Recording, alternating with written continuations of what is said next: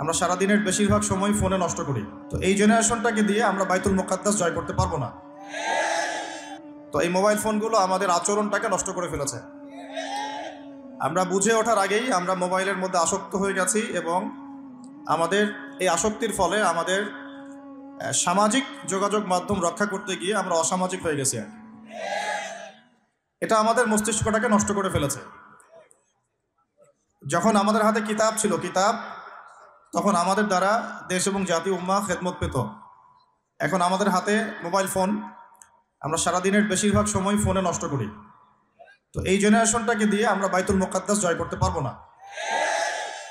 তো এই জন্যে আল্লাহ পাক বলেই দিয়েছেন পবিত্র কোরআনুল কারীমের মধ্যে, বা'দা আউযু বিল্লাহি মিনাশ শাইতানির রাজীম, যে ইন্নাল্লাহা লা ইউগাইয়িরু মা বিকওমিন হাত্তা ইউগাইয়িরু মা বিআনফুসিহিম।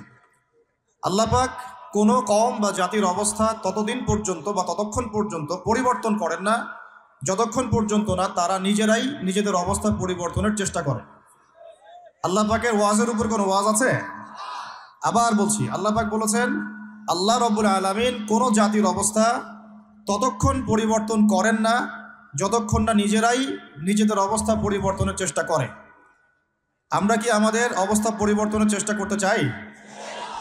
তাহলে প্রথম যে কাজটা সেটা হলো সময়কে মূল্যায়ন করা। কি কাজ ভাই? সময়কে মূল্যায়ন করতে গেলে মোবাইল ফোনের ব্যবহার, প্রয়োজনের অতিরিক্ত ব্যবহারটা বন্ধ করতে হবে। মোবাইল ফোনের প্রয়োজন যতটুকু এতটুকু ব্যবহার ঠিক আছে, এরপরে অতিরিক্ত ব্যবহার করতে যাবেন না। সময় নষ্ট হবে, মস্তিষ্কও নষ্ট হয়ে যাবে। বহু হাফেজে কোরআন এখন দিন দিন কোরআন ভুলে যাচ্ছে। এর অন্যতম একটা কারণ মোবাইল ফোন। কিছু আহলুল বলদ বলতে পারে দলিল দেন, বলবো এটা দলিল নাই, বিনা দলিলেই হক কথা। আর এই দলিল বুঝতে হলে সাইকিয়াট্রিস্টের কাছে যান, ডক্টরের কাছে যান, তিনি বুঝাবেন যে মোবাইল ফোনের আসক্তির কারণে মেমোরি কিভাবে দিন দিন ড্যামেজ হয়ে যাচ্ছে। তো আমাদের দেশে একটা প্রবলেম দেখা যাচ্ছে, আমরা ডিগ্রি সার্টিফিকেট অর্জন করছি কিন্তু সৃজনশীলতা তৈরি হচ্ছে না। সৃজনশীলতা তৈরি হচ্ছে না, এর পিছনে অন্যতম একটা কারণ হচ্ছে মোবাইল ফোনের অতিরিক্ত ব্যবহার। এবং আমাদের বাচ্চা কাচ্চাদের অবস্থা আরও বেশি ভয়ঙ্কর। একটা শিশু বাচ্চাকে মোবাইল ফোন দেখানো ছাড়া মা ভাতও খাওয়াতে যাচ্ছেন না, এতে করে তার মেমোরিটা ছোটোবেলাতেই ড্যামেজ হয়ে যাচ্ছে। আমরা যারা স্কুল কলেজ ইউনিভার্সিটির ছাত্রছাত্রী আছি, এদের একটা বড় অংশই, দিনের একটা বড় অংশ মোবাইল ফোনে পড়ে থাকে। এই কারণে একটা পড়া তারা বেশি দিন মনে রাখতে পারছে না। আমরা নিজেরাও ভুক্তভোগী। একসময় কোরআনের যে কোনো পৃষ্ঠার যে কোনো আয়াত অনেক সময় নাম্বার সহ বলে দিতে পারতাম, কিন্তু এই মোবাইল ফোনের ব্যবহারের কারণে আস্তে আস্তে আমরাও দেখা যাচ্ছে আয়াত বলতে গিয়ে ভুল করছি, হাদিসের রেফারেন্স দিতে গিয়ে ভুল করছি। অনেক চিন্তা করেছিলাম যে এর পিছনে কারণটা কি। আমরা তো মুজাহাদা করে যাচ্ছি, কারণটা কি? কারণটা হচ্ছে ডিভাইসের অতিরিক্ত ব্যবহার। আল্লাহর ওয়াস্তে আমি ইয়াং জেনারেশনকে রিকোয়েস্ট করব, প্রয়োজনের অতিরিক্ত মোবাইল ফোন আজকে থেকে আর না। রাজি আছি? প্রয়োজন যতটুকু এতটুকু, এর অতিরিক্ত মোবাইল ফোন আজকে থেকে আর না। আর এই সামাজিক যোগাযোগ মাধ্যম সবাইকে ব্যবহার করতে হবে না। একটা বিষয় যদি সামনে চলে আসে, এই বিষয়টাকে নিয়ে সবাইকে কথা বলতে হবে না, সবাইকে পোস্ট দিতে হবে না, সবাইকে লিখতে হবে না, সবাইকে শেয়ার করতে হবে না। যারা ওই বিষয়ে বিশেষজ্ঞ তারা সেই বিষয়ে কথা বলবেন। ইনশাআল্লাহ যখন আমরা বিশেষজ্ঞদের থেকে সবার কাছে একটা দায়িত্ব দিয়ে দিই, সবাই যে যার মতো করে বলতে থাকে, তখন ওই বিষয়ের মৌলিকতা নষ্ট হয়ে যায়। এ কারণে আপনি দেখবেন বাংলাদেশের মতো জায়গায় এই জাতিটার একটা মৌলিক সমস্যা হচ্ছে, কোনো ইস্যুই 7 দিনের বেশি স্টে করে না। অক্টোবর মাসের শুরুর দিকে 3 থেকে 6 তারিখের দিকে আমরা যেভাবে হুরমাতুল আকসা, বাইতুল মুকাদ্দাস, প্যালেস্টাইন, গাজা, জেরুজালেম এগুলো নিয়ে যেমন সরব ছিলাম, আস্তে আস্তে আস্তে আমরা এগুলো থেকে দূরে সরে গেলাম, আমরা ভুলে গেলাম। কারণ কি? কারণ আমরা হয়ে গেছে একটা ইস্যু পাগল জাতি। এর অন্যতম একটা কারণ হচ্ছে সামাজিক যোগাযোগ মাধ্যমের যে গঠনমূলক ব্যবহার, এটা আমরা সবাই জানি না, আমরা বুঝি না আমরা কি ব্যবহার করছি, কেন করছি, কিভাবে করা উচিত। যদি সরকার থেকে একটা নীতিমালা দেওয়া হতো আর একটা যোগ্যতার মানদণ্ড দেওয়া হতো যে এই যোগ্যতা না অর্জন করা পর্যন্ত সামাজিক যোগাযোগ মাধ্যমে অ্যাকাউন্ট খুলতে পারবে না, তাহলে দেখতেন সমাজটা সুশৃঙ্খল হয়ে যেত। তো প্রথমে এতগুলো কথা বলার উদ্দেশ্য হচ্ছে যুবকদেরকে একটা বিষয় সচেতন করা, যে আপনার মেধা, আপনার সময়, আপনার প্রতিভা, এই পুরো বিষয়গুলো এখন মোবাইল ফোন খেয়ে ফেলছে আপনাদের। এখন এখান থেকে বের হওয়ার আপনার কাছে পথ যেহেতু নাই, অতএব যতটুকু ইউজ করতে আপনি পারেন প্রয়োজনে অতটুকু ইউজ করবেন, বাকি সময় ফোনে পড়ে থাকবেন না। রাজি আছি? কারণ আমরা বলেছিলাম আয়াত শুরুতে একটা আয়াত বলেছিলাম, আল্লাহ পাক কোনো জাতির অবস্থা ততদিন পর্যন্ত পরিবর্তন করেন না যতদিন না তারা নিজেরা কি বলেন নিজেদের অবস্থা পরিবর্তনের চেষ্টা করে। তাহলে প্রথম পরিবর্তনটা শুরু হোক আপনার সময়কে মূল্যায়ন থেকে। আল্লাহ পাক তৌফিক দান করেন। আল্লাহ পাক কিন্তু সূরা আসরে বলেছেন, ওয়াল আসরি, সময়ের কসম, মহাকালের কসম, সময়ের কসম, ইন্নাল ইনসানা লাফি খুসর, আমি আল্লাহ সময়ের কসম করে বলছি পুরো মানব জাতি ক্ষতির মধ্যে আছে। ইল্লাল্লাযীনা আমানু, তারা ব্যতীত যারা ঈমান এনেছে, ওয়া আমিলুস সলিহাত, এবং সৎ আমল সম্পাদন করেছে, ওয়া তাওয়াসাউ বিল হক, পরস্পরকে সত্যের উপদেশ দিয়েছে, ওয়া তাওয়াসাউ বিস সবর, এবং পরস্পরকে ধৈর্যের উপদেশ দিয়েছে। আর আল্লাহ পাক এখানে সময়কে মূল্যায়ন করতে বলেছেন। তো যদি আমরা জাতিগতভাবে পরিবর্তন চাই এবং এই বিশ্বে আবারও সেই আগের মতো মাথা উঁচু করে বাঁচতে চাই, সবার আগে সময়কে মূল্যায়ন করতে হবে। আল্লাহ পাক তৌফিক এনায়েত করেন, আমিন। আর এই সময়কে মূল্যায়নের পথে বাধাই হচ্ছে স্মার্টফোন। কিভাবে? আমার আজকের আলোচনার টপিক কিন্তু স্মার্টফোন না। শুরু করলাম কারণ আপনারা অনেকেই ফোন বের করে দাঁড়িয়ে আছে সেলফি তোলার জন্য, ভিডিও করার জন্য। এগুলো দিয়ে গাজাবাসীর কোনো উপকার নাই। এইসব করে সারা বিশ্বে নির্যাতিত উম্মার তাদের রক্তের ঋণ শোধ হবে না। এগুলো করে আমাদের মাজলুম বোনদের ইজ্জতের বদলা নেওয়া যাবে না। এগুলো করে আমাদের ভাইদেরকে যে বোম মেরে হত্যা করা হচ্ছে বা এখনো হচ্ছে, ভবিষ্যতেও হয়তো হবে, অতীতেও হয়েছে, এই ঋণ আপনি সব শোডাউন করে শোধ করতে পারবেন না। এগুলো মৌলিক কাজ নয়, এগুলো মৌলিক কোনো কাজ নয়। এগুলো বরং কোনো কোনো ক্ষেত্রে অতিরিক্ত শোডাউন করতে গিয়ে উপকারের চেয়ে ক্ষতি হয়ে যায় বেশি। কারণ আপনারা একটু চোখ কান খোলা রাখে দেখবেন, যাদেরকে নিয়েই শোডাউন বেশি করা হয়েছে আপনারা তাদেরকে ধরে রাখতে পারেন নাই। কি বুঝলেন কথা? কেউ বুঝে ঠিক বলছে, কেউ না বুঝে ঠিক বলছে।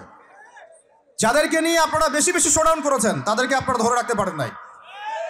তাহলে এখন সেই শূন্য স্থানগুলো কি কে পূরণ করবে? যারা শোডাউন করতো তারা কি পূরণ করতে পেরেছে? না। অতএব এগুলো বন্ধ করেন, মৌলিক কাজ করি। মৌলিক কাজ হচ্ছে আমরা জাতিটাকে পরিবর্তন করতে চাই কি চাই না? পরিবর্তনের দরকার আছে কি নাই? আমাদের কি সব কিছু সুন্দর চলছে? যদি বাহিরের চোখ দিয়ে দেখেন তাহলে মনে হবে হ্যাঁ সব সুন্দর চলছে, তাই না? মসজিদ আছে আমাদের, মাদ্রাসা আছে আমাদের, আমরা মুসলমান কালিমা পড়েছি, লা ইলাহা ইল্লাল্লাহ পড়েছি, মুহাম্মাদুর রাসূলুল্লাহ পড়েছি, আমরা মাশাআল্লাহ আমাদের বোনরা পর্দা করে, আপনারা ওয়াজ মাহফিলে আসছেন, ইত্যাদি ইত্যাদি। আপনারা যদি বাহিরের চোখ দিয়ে দেখেন মনে হবে সব ঠিকই আছে, কিন্তু আমাদের এই বাহিরের চোখের বাহিরেও ভিতরে একটা চোখ আছে। এটা কি বিশ্বাস করেন?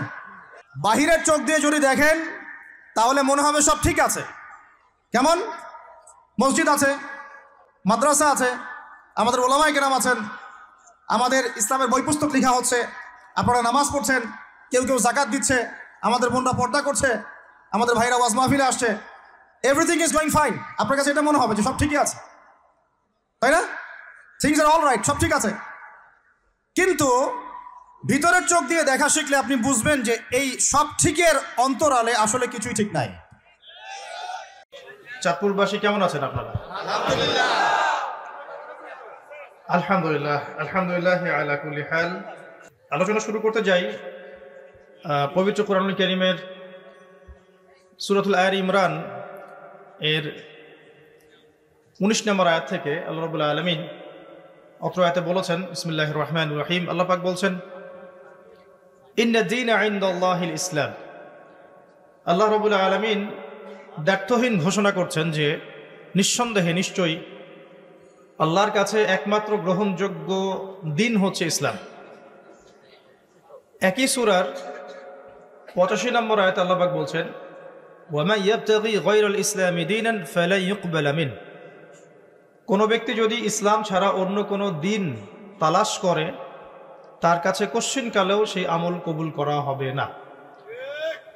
আল্লাহ পাক একবার বলছেন 19 নম্বর আয়াতে আল্লাহর কাছে একমাত্র গ্রহণযোগ্য দিন হলো ইসলাম, আবার ঘোষণা করছেন কেউ যদি ইসলাম ছাড়া অন্য কোনো দিন তালাশ করে তাহলে সেটা কশ্চিনকালেও কবুল করা হবে না।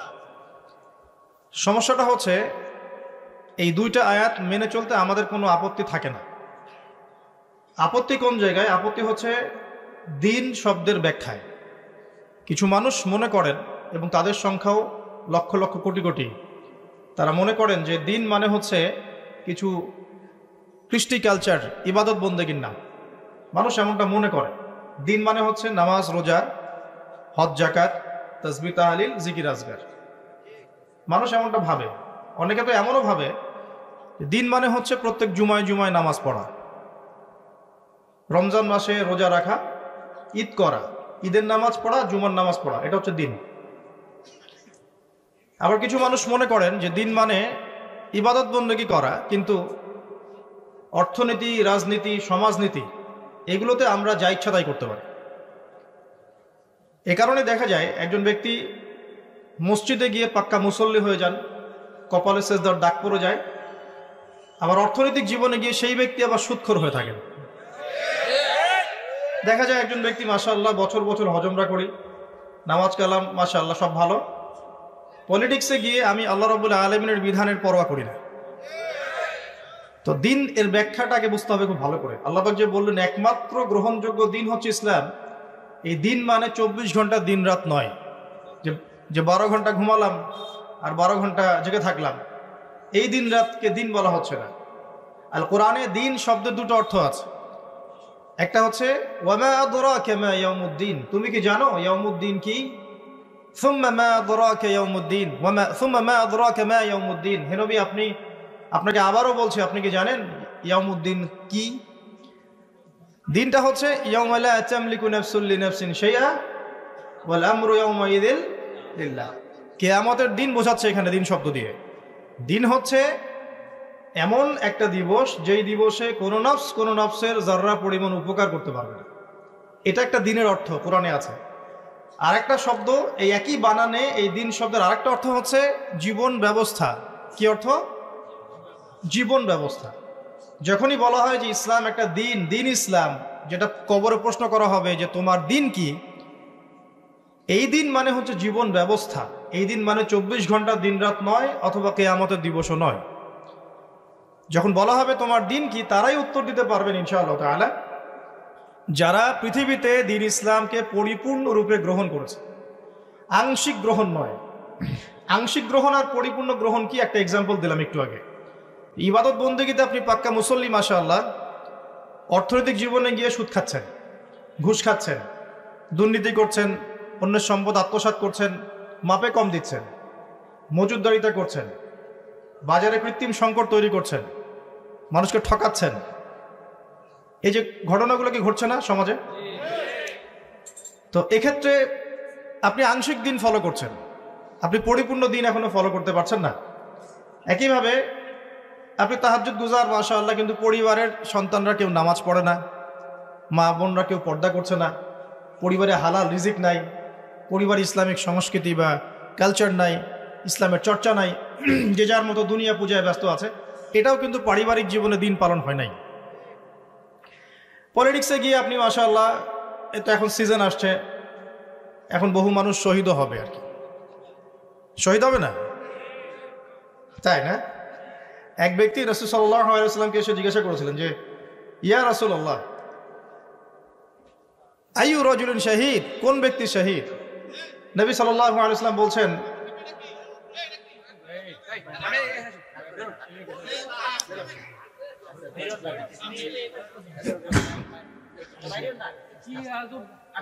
নবী সাল্লাল্লাহু আলাইহি ওয়াসাল্লাম বলছেন, দেখো, তিনি জিজ্ঞাসা করছেন যে হে ইয়া রাসূলুল্লাহ, একজন ব্যক্তি যুদ্ধ করেছে তার বংশের জন্য। কিসের জন্য? বংশ পর্যন্ত। আর একজন ব্যক্তি যুদ্ধ করেছে তার বীরত্ব দেখানোর জন্য, সে কত বড় বীর এটা দেখানোর জন্য। আর একজন ব্যক্তি যুদ্ধ করেছে আল্লাহ রাব্বুল আলামিনের কালিমা তার জমিনে প্রতিষ্ঠার জন্য। নবী সাল্লাল্লাহু আলাইহি ওয়াসাল্লামকে সাহাবী প্রশ্ন করছেন, ইয়া রাসূলুল্লাহ, এই তিন ব্যক্তির মধ্যে কে শহীদ? নবী সাল্লাল্লাহু আলাইহি ওয়াসাল্লামের দ্ব্যর্থহীন ঘোষণা। তিনি বলছেন, যে ব্যক্তি মান কাতালা লিতাকুনা কালিমাতুল্লাহি হিয়াল উলিয়া ফাহুয়া ফি সাবিলিল্লাহ, যে ব্যক্তি আল্লাহ রাব্বুল আলামিনের জমিনে আল্লাহ পাকের কালিমা লা ইলাহা ইল্লাল্লাহ এটা প্রতিষ্ঠা করার জন্য যুদ্ধ করেছে, শহীদ হয়েছে, শুধুমাত্র সে ব্যক্তি শহীদ। এটা কার সংজ্ঞা? রাসূল সাল্লাল্লাহু আলাইহি ওয়াসাল্লামের সংজ্ঞা। তো এখন যেগুলো চলছে পশ্চিমা ধাঁচে চলছে, খোলামেলা বলা পশ্চিমা ধাঁচে, সেকুলারিজম, ডেমোক্রেসি, কমিউনিজম, যত মতবাদগুলো চলছে পলিটিক্যাল সিস্টেমগুলোর মধ্যে, এগুলো বেশিরভাগই পশ্চিমা মতবাদ। ইসলামিক যে রুলিংস এর সাথে এগুলো খুব একটা সম্পর্ক নেই। এবং এখন আমরা কি করেছি, এখন আমরা দিনকে ভাগ করে ফেলেছি। ইবাদত বন্দেগীর জীবনে আমি নামাজ রোজা হজ জাকাত করব, কিন্তু অর্থনৈতিক জীবনে আমি সর্বেসর্বা, আমি যা বুঝি তাই। সমাজে গিয়ে আমি যা বুঝি তাই। পরিবারে আমি যেমন ইচ্ছা তেমন চলবো। পলিটিক্সে আমি যা ইচ্ছা তাই করব। এখানে ইসলামের ধর্মের কথা টেনে আনবেন না। টেনে আনলে আপনি মৌলবাদী হয়ে যাবেন, আর টেনে না আনলে আপনি সেকুলার। এই হচ্ছে কনসেপ্ট, খোলামেলা কনসেপ্ট চলছে। তো এখন এটা চলে আসছে বিগত 100 বছর থেকে। প্রায় আমি যতটুকু পড়াশোনা করছি 100-200 বছরের বেশি হবে না আর কি। মূলত ফরাসি বিপ্লব যেটা হয়েছে 1789-এর দিকে, 79-এর দিকে, তারপর থেকে পশ্চিমে এই বিপ্লবগুলো সংঘটিত হয়েছে। এর আগ পর্যন্ত এগুলোর অস্তিত্ব খুব একটা পাওয়া যায় না। আর ওই যে গ্রিক দর্শনের কথা বলে, গ্রিক দর্শনে অ্যারিস্টটল, প্লেটো, তারা ছিল, সক্রেটিস, তারাও ডেমোক্রেসি চর্চা করেছে। এই ডেমোক্রেসি ওই ডেমোক্রেসি সেম ছিল না। এটা নিয়ে কথা বললে আমার সাথে বসতে পারেন। এটা সেম ছিল না, ওটা ছিল একটা ক্ষুদ্র নগর রাষ্ট্রের কনসেপ্ট। এটা আব্রাহাম লিঙ্কনের কনসেপ্ট ছিল না। আর এর কিছু বিষয়ের সাথে আমাদের দ্বিমত নাই, কিন্তু কিছু বিষয়ের সাথে আমাদের দ্বিমত নাই, কিছু মৌলিক বিষয়ের সাথে ইসলামের দ্বিমত আছে। বুঝাচ্ছি, যেমন ধরেন এখানে যতগুলো মানুষ বসে আছেন, আপনারা যদি একটা সিলেকশন বা ইলেকশন যেটাই বলেন করেন, যে এখানে আমরা 1000, 2000, 5000 মানুষ আছি, একটা রায় দেয়া হবে, মত নেওয়া হবে। কি মত? সুদ হালাল না হারাম, সুদ মানবতার কল্যাণের জন্য উপকারী না ক্ষতিকর, মদ হালাল না হারাম, পতিতাবৃত্তির লাইসেন্স দেওয়া যাবে কি যাবে না, এটা একটা ভোটাভুটি হচ্ছে মনে করেন, সেই ফর এক্সাম্পল। এখন এখানকার মধ্যে 4000 মানুষ বললেন যে হ্যাঁ এগুলো ভালো, এগুলো করা যাবে, আধুনিক রাষ্ট্রের কনসেপ্ট এগুলো থাকতে পারে, এই বিশ্বে চলতে হলে এগুলো লাগে। আর বেচারা এই 200-400 মানুষ বললো যে না এগুলো হারাম, আল্লাহ পাক হারাম করেছেন, হারাম। এখন প্রচলিত ওয়ার্ল্ডের যে সিস্টেমগুলো চলছে, এই কনসেপ্টগুলোতে গেলে এই 4000 মানুষের রায় গ্রহণযোগ্য হবে। কথা বুঝতে পারছেন না? এই 4000 মানুষের রায় গ্রহণযোগ্য হবে এবং এই মতটা প্রতিষ্ঠা লাভ করবে। আপনি চান বা না চান, যদি না চান বাই ফোর্স এটা প্রতিষ্ঠা করা হবে, যেহেতু এটা সংখ্যাগরিষ্ঠ মানুষ এখানে মত দিয়েছে। এটা প্রচলিত ডেমোক্রেসি। আর ইসলাম কি বলছে? ওই যে ইসলাম বলছে ওই যে 100, 200, 500 মানুষ বসে আছে বেচারা, হাবা গোবা টাইপের, মুখে দাড়ি টুপি আছে, তারা বলছে না এগুলো চলবে না, এগুলো হারাম, মদ, পতিতাবৃত্তি, সুদ এগুলো চলে না, এগুলো আল্লাহ পাক হারাম করেছেন। আল্লাহর বিধানে ওই 100, 200, 300 মানুষের রায় গ্রহণযোগ্য হবে। তো আপনি কি এখন পার্থক্য ধরতে পারছেন? এখন পুরো ওয়ার্ল্ডের সিস্টেমটা এভাবেই চলছে। আর এই সিস্টেমটাকে আপনি কি রাতারাতি পরিবর্তন করতে পারবেন? এমনভাবে এগুলো অক্টোপাসের মতো মুসলিম জাতিগুলোকে গ্রাস করে ফেলেছে, এমন কোনো মুসলিম কান্ট্রি নাই যেগুলো এগুলোর বাইরে চলে যেতে পারে। কারণ পুরো বিশ্বে মুসলিমরা এখন আগের মতো শক্তিশালী না, পুরো বিশ্বে মুসলিমরা আগের মতো শক্তিশালী নয়, এটাই বাস্তবতা। আমাদের সংখ্যা অনেক বেশি যদিও বা, কিন্তু বিশ্বের বড় বড় সেক্টর যেগুলো আমরা বলি, যেমন এই যে অস্ত্রশস্ত্র, মিলিটারি অ্যাফেয়ার্স, তারপরে আপনার ফাইন্যান্স, ব্যাংকিং সিস্টেম, হ্যাঁ, তারপরে এই যে জিও পলিটিক্যাল বিষয়গুলো, এগুলোতে পশ্চিমাদের দৌরত্ব বেশি, ওদের ডমিনেন্সটা বেশি। তা আমরা এই জায়গায় ছিলাম না এখন আছি? উত্তর হচ্ছে আমরা এই জায়গায় ছিলাম না, এখন আছি। আমরা এমন একটা জায়গায় ছিলাম যেখান থেকে আমরা পুরো বিশ্বটাকে শাসন করেছি।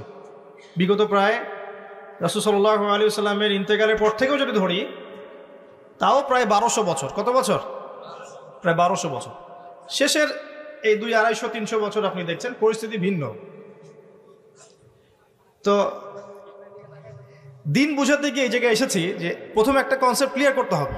এই কনসেপ্টটা ক্লিয়ার না করে কবরে গেলে সমস্যা আছে। আমি বলছি আপনাকে আমল করতে বলছি না এখন, মানে আপনি আমল করতে যে পারবেন না আমি খুব ভালো করে জানি। 100% যে কথাটার উপর আমল করতে পারবেন না এই পরিস্থিতিতে, এটা আমি খুব ভালো করেই জানি। কিন্তু আমি আপনাকে কনসেপ্টটা ক্লিয়ার করতে বলছি, যে বিশ্বাসটা ক্লিয়ার করেন। বিশ্বাসটা হচ্ছে দিন কি পরিপূর্ণ জীবন ব্যবস্থা। আল্লাহ পাক ইসলামের মধ্যে এমন কোনো বিষয় নাই যা নাজিল করেন নাই। হয়তোবা আমি দুনিয়ার চাপে পড়ে হোক, বৈশ্বিক চাপে পড়ে হোক, আমি 100% পালন করতে পারছি না, এটা ডিফারেন্ট ইস্যু, এটা আলাদা কথা। কিন্তু আগে বিশ্বাসটা ক্লিয়ার করতে হবে যে দিন মানে হচ্ছে পরিপূর্ণ জীবন ব্যবস্থা, এটাই ইসলাম। আল্লাহ পাক কি এখানে ইবাদত বন্দেগীর হেদায়েত দেননি? কিভাবে নামাজ পড়বেন, রোজা রাখবেন, হজ করবেন, যাকাত দিবেন, তাসবিহ তাহলিল করবেন, জিকির আজকার করবেন, এই হেদায়েতগুলো কি ইসলামে নাই? আছে কি না? দ্বিতীয় দিকে আসেন, পরিবার চালাবেন, ইয়া আইয়ুহাল্লাযীনা আমানু কু আনফুসাকুম ওয়া আহলিকুম নারা, পরিবারের হেদায়েত নাই? মুসলিম হয়ে আমাদেরকে মৃত্যুবরণ করতে হবে। ইত্তাকুল্লাহ হাক্কা তুকাতিহি ওয়া লা তামুতুন্না ইল্লা ওয়া আনতুম মুসলিমুন, ব্যক্তি জীবনের হেদায়েত নাই? অর্থনীতিতে যাবেন, আল্লাহ বলছেন ফাহাল্লাল্লাহুল বাই'a ওয়া হাররামা রিবা, ইকোনমিক হেদায়েত নাই? জিওপলিটিকে যাবেন, আল্লাহ পাক বলছেন যে লা তাত্তাখিযুল ইয়াহুদা ওয়ান নাসারা আউলিয়া, ইহুদ এবং নাসারাদেরকে বন্ধুরূপে গ্রহণ করো না, বা'দুহুম আউলিয়া বা'দ, ওরা একে অপরের বন্ধু। জিওপলিটিক্যাল হেদায়েত পেলেন? পান নাই? আল্লাহ পাক বলছেন ফাহকুম বাইনান নাসি বিল হক, মানুষের মধ্যে হকের মানদণ্ডে বিচার ফয়সালা করো, ফয়সালা নাই? তো সবকিছু আছে কি নাই এটা আগে কথা। আর আপনি পালন করতে পারবেন না সেটা পরের ইস্যু, বা আপনি নসিহত গ্রহণ করবেন কি করবেন না এটা আপনার ইখতিয়ার। কেউ বাধ্য করবে না। বাধ্য করবে? কেউ কি ফোর্স করবে ইসলাম নিয়ে? চাপিয়ে দিবে আপনার উপরে, আপনাকে মানতেই হবে এমন কি কেউ বলবে? কেউ বলবে না। কিন্তু আগে তো কনসেপ্টটা ক্লিয়ার করতে হবে নাকি ভাই? ইসলামের মধ্যে পরিপূর্ণ জীবন ব্যবস্থা আছে নাকি নাই? যদি থাকে তাহলে আমাদেরকে জানতে হবে এখন যে একটা পরিপূর্ণ জীবন ব্যবস্থা থাকার পরেও কি অন্য জীবন ব্যবস্থা বা দর্শন বা ইজম এগুলো নেওয়া যাবে কিনা। উত্তরটা আল্লাহ পাক দিচ্ছেন সূরা আল ইমরানের 85 নম্বর আয়াত। কত নম্বর? 85। আল্লাহ পাক বলছেন ওয়া মান ইয়াবতাগি গায়রাল ইসলামি দীনান ফালান ইউকবালা, কেউ যদি ইসলাম ছাড়া, এই দিন ইসলাম ছাড়া, যেদিন ইসলাম পরিপূর্ণ, এটা ছাড়া যদি অন্য কোনো দর্শন, ইজম বা জীবন ব্যবস্থা, দিন কেউ তালাশ করে, ফালান ইউকবালা মানে কোশ্চিন কালেও সেটা কবুল করা হবে না। দুনিয়াতে পার পেয়ে যেতে পারে, পরকালে গিয়ে দেখবে আমল নামা সব ডিলিট হয়ে গেছে। আমল নামা কি হয়ে গেছে? ডিলেট। হ্যাঁ, বিশ্বাস করছেন না? শোনেন, একটা সূরা আছে, সূরা হুজুরাত। কোন সূরা? এই হুজুরাত সূরার মধ্যে প্রথম দিকের আয়াতগুলোতে পড়ে দেখবেন 1 থেকে 4 নম্বর আয়াতগুলো। সাহাবীদের মধ্যে দুজন সাহাবী পরস্পরের সাথে কথা বলছেন এবং কথা বলতে গিয়ে গলার ভয়েসটা উঁচু হয়ে গেছে। আমরা হয় না? নবী সাল্লাল্লাহু আলাইহি ওয়াসাল্লাম সেখানে বসেছিলেন। এই দৃশ্যটা আল্লাহ পাক দেখে আয়াত নাজিল করে দিলেন, তোমরা সাবধান হয়ে যাও, যদি তোমরা নবীর সামনে নিজেদের কণ্ঠস্বরকে উঁচু করো, তোমাদের আমল নামা সব ডিলেট হয়ে যাবে, তোমরা টেরই পাবে না। বুঝতে পারছেন? শুধু নবীর সামনে কণ্ঠস্বর উঁচু করার ফলাফল এটা। আর যদি নবী সাল্লাল্লাহু আলাইহি ওয়াসাল্লামের নাজিল করে যে শরীয়ত, এই দিন পালন না করে অন্য দিন পালন করে, তাহলে কি হবে? বুঝতে পারছেন না? একটা হাদিসে পাওয়া যাচ্ছে, তৃতীয় সিঁড়িতে নবী সাল্লাল্লাহু আলাইহি ওয়াসাল্লাম দাঁড়িয়ে বলছেন আমিন। সাহাবীরা বলছেন কেন আমিন বললেন ইয়া রাসূলুল্লাহ? নবীজি বলছেন আমি যখন তৃতীয় সিঁড়িতে ছিলাম, জিবরাইল আলাইহিস সালাম এসেছিলেন, এসে বলেছেন ধ্বংস হোক সেই ব্যক্তি যে ব্যক্তির সামনে নবীর নাম উচ্চারিত হয়েছে কিন্তু সে নবীর নাম শুনে দরুদ পড়ে নাই সাল্লাল্লাহু আলাইহি ওয়াসাল্লাম। নবীর নাম শুনে শুধু দরুদ পড়ে নাই, তাতেই তার ধ্বংসের অভিশাপ চলে আসতেছে। আর একটু চিন্তা করেন, যে নবীর উপরে কোরআন এবং সুন্নাহ নাজিল হয়েছে, যে কোরআন সুন্নাহ পরিপূর্ণ ইসলাম, রিলিজিয়ন, জীবন ব্যবস্থা, এটা বাদ দিয়ে কেউ যদি অন্য মতবাদ, ইজম, দর্শন তালাশ করে, তার আমল নামা টিকবে? কমন সেন্স কি বলে টিকবে?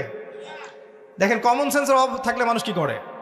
আল্লাহ পাক বলছেন যে তোমরা আল্লাহকে ভয় করো। সূরা বাকারা পড়ে দেখেন 279 থেকে 83 পর্যন্ত 4টা আয়াত পড়ে দেখেন। আল্লাহ পাক বলছেন তোমরা আল্লাহকে ভয় করো এবং সুদ ছেড়ে দাও। কি ছেড়ে দাও? যদি না ছাড়ো তাহলে ফাযানু বিহারবিন মিনাল্লাহি ওয়া রাসূলিহি, তাহলে আল্লাহ এবং তার রাসূলের সাথে যুদ্ধের ঘোষণা শুনে না। একটু আগে শুনলেন নবীর নাম শুনে দরুদ না পড়লেই তার অভিশাপের ফয়সালা হয়ে গেছে। এখন যদি আপনি সুদ খাওয়ার মধ্য দিয়ে নবী এবং আল্লাহর সাথে যুদ্ধ করতে থাকেন, তাহলে কবরে নিশ্চয়ই ওই নবীকে উত্তর দিতে পারবেন, হাউজে কাউসারের পানি নিশ্চয়ই পাবেন, আর শাফাত তো অবশ্যই পাবেন নাকি? এগুলো কমন সেন্সের বিষয় না? সাধারণ কমন সেন্স। যদি নবী সাল্লাল্লাহু আলাইহি ওয়াসাল্লামের শানে জাস্ট দরুদ না পড়লেই এমন হয়,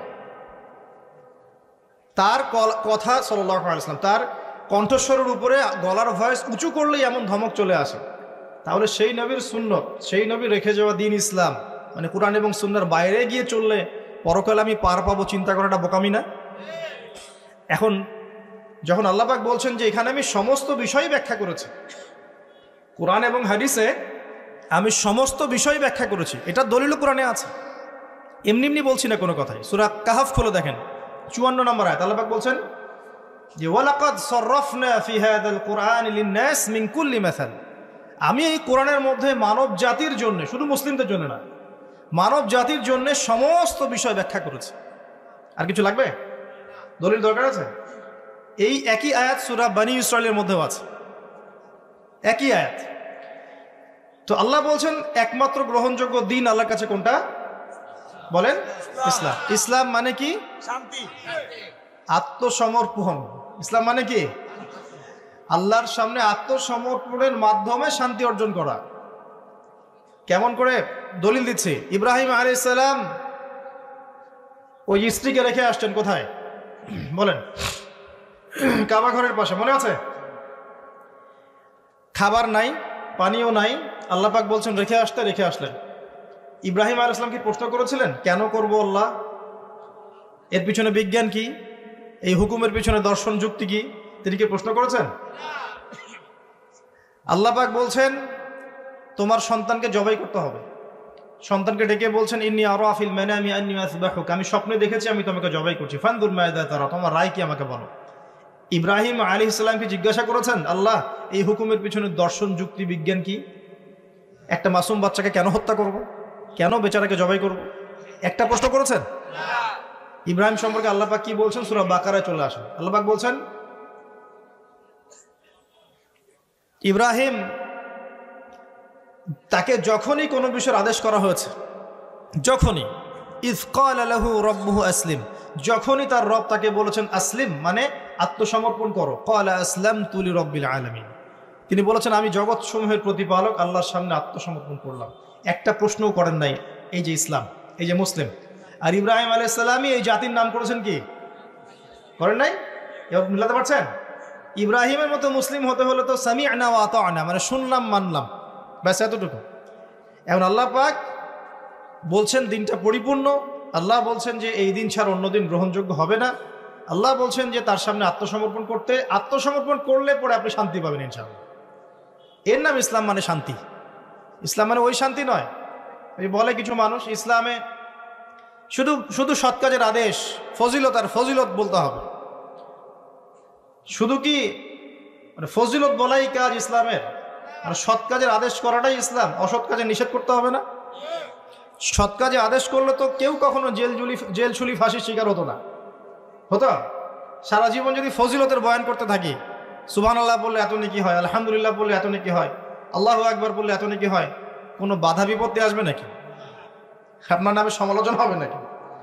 যখন হক কথা বলা শুরু করবেন তখন সমস্যা। নবী সাল্লাল্লাহু আলাইহি ওয়াসাল্লামকে 23 বছর মার্কে হলো কেন? দাঁত শহীদ হলো কেন? তার এই ভ্রুর নিচে এভাবে কড়া ঢুকিয়ে দেওয়া হলো কেন? উহুদের মাঠে তাকে আঘাত সহ্য করতে হলো কেন? নবী সাল্লাল্লাহু আলাইহি ওয়াসাল্লামকে সারা জীবনে 15টা গালি খেতে হয়েছে। কয়টা? সিরাত পড়েন, আর রাহিকুল মাখতুম বইগুলো, এই ধরনের বইগুলো পড়ে দেখেন, 15টা গালি খেতে হয়েছে তাকে সারা জীবনে। আমাদের নবীজির চেয়ে ভালো কোনো মানুষ আছে নাকি? সেই মানুষকে জীবনে 15টা গালি খেতে হয়েছে। বলছে মানুষ যে আপনি হচ্ছেন কাযযাব, মিথ্যা, মহামিথ্যাবাদী। কাযযাব মানে শুধু মিথ্যাবাদী না, মহামিথ্যাবাদী। আপনি হচ্ছেন নাউযুবিল্লাহ সাহের, জাদুকর। আপনি হচ্ছেন ফারিকুল জামাত বিভক্তকারী, ঐক্য বিনষ্টকারী। বুঝতে পারছেন না কথা? আপনি বলছেন যে মাজনুন, পাগল ব্যক্তি, মাজনুন। কোরআনকে বলছে শয়তানের বাণী, নাউযুবিল্লাহ। তাকে নাকি জিন ভর করেছে, জিন ছাড়ানোর জন্য একজন এসেছিল, জিমাদ আল-আজদি তার নাম। সে খবর পেয়েছে নবী সাল্লাল্লাহু আলাইহি ওয়াসাল্লাম কোরআনের মতো কিছু বলে বেড়াচ্ছেন, তার ধারণা যে নবী সাল্লাল্লাহু আলাইহি ওয়াসাল্লামকে জিন আক্রমণ করেছে, নাউযুবিল্লাহ। সে এসে বলছে, শোনেন ঘটনাটা খুব মজার, সে এসে বলছে যে মুহাম্মদ কোথায়? মক্কায়। সবাই দেখিয়ে দিল ওই যে কাবা ঘরে বসে আছে, যাও। তিনি গিয়ে বলছেন যে আমি অনেক জিনগ্রস্ত মানুষের চিকিৎসা করেছি, আপনার কি সমস্যা একটু বলেন তো, আমি আপনার চিকিৎসা করতে আসছি। তখন নবী সাল্লাল্লাহু আলাইহি ওয়াসাল্লাম কি বললেন জানেন? তিনি বলছেন, এই যে এটা বলছেন, ইন্নাল হামদুলিল্লাহ নাহমাদুহু ওয়া নাস্তাঈনুহু মান ইয়াহদিহিল্লাহু ফালা মুদিল্লা লাহু ওয়া মান ইউদ্লিল ফালা হাদিয়া লাহু ওয়া আশহাদু আন লা ইলাহা ইল্লাল্লাহ ওয়া আশহাদু আন লা ইলাহা ইল্লাল্লাহ ওয়াহদাহু লা শারীকা লাহু ওয়া আশহাদু আন্না মুহাম্মাদান আবদুহু ওয়া রাসূলুহু, আম্মা বা'দ। এই পর্যন্ত এসেছেন। এতটুকু শোনার পরে এই জিমাদ আল আজদি তিনি বলছেন যে আচ্ছা কি বললেন আরেকবার বলেন তো। আরও একবার শোনালেন, সহিহ হাদিস। আচ্ছা আবার বলেন দেখি, আরও একবার বলেন, আবার শুনলেন। তিনবার নবী সাল্লাল্লাহু আলাইহি ওয়াসাল্লাম এই কথাটা বললেন। কথা বলার আগেই যে হাম সানা পড়েছেন, কথা কিন্তু এখনো বলেন নাই, হামদ এবং সানা পড়েছেন। 3 বার বলার পরে জিমাদ আল আজদি তিনি বলছেন যে আল্লাহর কসম, আমি জীবনে বহু জিনগ্রস্ত মানুষকে দেখেছি, জাদুগ্রস্ত মানুষকে দেখেছি, কিন্তু আপনার এই যে কথাগুলো শুনে মনে হচ্ছে যে সাগরের গভীর থেকে বের হয়ে আসছে। এবং দেন তিনি কালিমা পড়ে মুসলিম হয়ে গেলেন। এটা বিখ্যাত ঘটনা, জিমাদ আল আজদির ঘটনা। তো নবী সাল্লাল্লাহু আলাইহি ওয়াসাল্লাম সবচেয়ে পবিত্র চরিত্রের মানুষ হওয়া সত্ত্বেও তাকে জীবনে 15টা গালি খেতে হয়েছে। আমি আরও পড়েছি, স্টাডি করেছি, দেখেছি তাকে প্রায় 16 বার হত্যার চেষ্টা করা হয়েছে। কতবার? প্রায় 16 বার। মক্কা মদিনা উভয় ক্ষেত্রেই। মক্কার তো নির্যাতন আপনারা জানেনি, গলার মধ্যে চাদর পেঁচিয়ে দেওয়া হয়েছে, পিঠের উপর উঠে নাড়ি ভুড়ি চাপিয়ে দেওয়া হয়েছে, হয় নাই? একজন থুতুও দিতে চেষ্টা করেছিল নবী সাল্লাল্লাহু আলাইহি ওয়াসাল্লামকে। আল্লাহ নবী তখন বদদোয়া করেছিলেন একটা, যে আল্লাহ তোমার জাহান্নামে যে কুকুরগুলো আছে এর মধ্যে একটা কুকুরকে এর পিছনে লেলিয়ে দিও। এরপরে কি হয়েছিল, বহু বছর পরে এই ব্যক্তি সিরিয়ার দিকে গিয়েছে সফর করতে, হঠাৎ রাত্রেবেলা দেখে যে তার তাঁবুর বাইরে বাঘ হাজির, একটা নেকড়ে বাঘ, কোত্থেকে আসলে কেউ বলতে পারে না, এবং এর হাতেই তার খালাস, একবারে শেষ। তো আবার একদিন যখন তিনি নামাজ পড়ছেন, উটের নাড়ি ভুড়ি চাপিয়ে দেওয়া হলো, নবী সাল্লাল্লাহু আলাইহি ওয়াসাল্লাম হাত তুলে দোয়া করলেন। দোয়া করে বলেন, আল্লাহ এই যে আবু জাহাল, নাম উল্লেখ করে করে, আবু জাহাল, আল্লাহ যে উতবা, যে সাইবা, যে রাবিয়া, এদের নামগুলো মেনশন করে করে, আল্লাহ তুমি এদেরকে দেখে নিও। যতজনের নামে বদদোয়া করেছেন সবার লাশ বদরের কূপে পাওয়া গেছে। যতজনের নাম ধরে তিনি বদদোয়া করেছেন সবার লাশ 10 বছর পর বদরের যুদ্ধে কূপের মধ্যে পড়েছিল। একটু আগে বলেছিলাম না নবী সাল্লাল্লাহু আলাইহি ওয়াসাল্লামের বদদোয়া। আর আমরা যারা সারা জীবন অতিবাহিত করছি, দিনের কোনো ফিকিরই নাই, দিন পালনের কোনো ফিকির নাই, নামাজ না আছে, পর্দা না, জাকাত না, ইসলামিক অর্থনীতি না, ইসলামিক পরিবার না, ইসলামিক রাষ্ট্র গড়ার কোনো চিন্তাভাবনা, কিছুই নাই। তাহলে আমাদের কি হবে আল্লাহ ভালো জানেন। প্রিয় ভাইরা, 16 বার তাকে হত্যা করার চেষ্টা করা হয়েছে, এটা আমি পেয়েছি। এমনকি মক্কা বিজয়ের পরে যখন তিনি তাওয়াফ করছেন, ওই সময়ও একজন চোরাগুপ্ত হামলা চালানোর চেষ্টা করেছে। এখন আমাকে উত্তর দেন, নবী সাল্লাল্লাহু আলাইহি ওয়াসাল্লাম এত পুত পবিত্র চরিত্রের অধিকারী মানুষ হওয়া সত্ত্বেও মানুষ কেন তাকে গালি দেয়, কেন তাকে হত্যার চেষ্টা করে? কি কারণ? কারণ একটাই, লা ইলাহা ইল্লাল্লাহর দাওয়াত এমন দাওয়াত যেটা খালি মুখের জিকিরের দাওয়াত নয়। লা ইলাহা ইল্লাল্লাহর দাওয়াত মানে আল্লাহ পাকের জমিনে আল্লাহ পাকের পূর্ণ বিধান চলবে, অন্য কিছুই চলবে না। আর এই সৎ কাজের আদেশ, অসৎ কাজের নিষেধে যখন আপনি যাবেন, তখন অবশ্যই এরকম বাধা বিপত্তি আসতেই হবে। যদি না আসে, বুঝতে হবে এটা কোনো দাওয়াতই হচ্ছে না, এটা জাস্ট একটা গোলালু মার্কা দাওয়াত হচ্ছে। আমি নিজেও ফিল করি যে আমি আসলে কি করতেছি, এখন কি দাওয়াত দিচ্ছি মানুষকে, কি বলবো আর কি বলবো না, মানুষকে কি বোঝাচ্ছি, আর আমি বা কতটুকু যোগ্য, কে কান্ডারি হবে, কারা, কে নেতৃত্ব দিবে, কোথা থেকে আসবে এমন নেতা যারা সারা বিশ্বজুড়ে ইসলাম প্রতিষ্ঠা করবে। কি করছি আমরা আসলে, কতটুকু বলতে পারছি, কতটুকু বলতে পারছি না। ফজিলত তো বর্ণনা করলে রাত পার হয়ে যাবে সবকিছুর, কিন্তু আপনি যখনই সুদের, ঘুষের, জেনার, মদের এইসব বিরুদ্ধে কথা বলবেন, তখন তো আপনি টিকতে পারবেন না। তাহলে দিন ইসলাম পরিপূর্ণরূপে পালন করতে হবে, এই দায়িত্ব সবাই নিজের কাঁধে নিয়ে নেন, অন্যের দায়িত্ব বাদ দেন, নিজের দায়িত্বটাকে নিয়ে নেন নিজের উপর, যে আমি আল্লাহর জমিনে আছি, 60-70 হয়তো 100 বছর বাঁচবো, আল্লাহু আলাম, ঠিক আছে। আর যে যুগ পড়েছে এত বছরও মানুষ বাঁচবে কিনা আল্লাহ ভালো জানে, তাই না ভাই?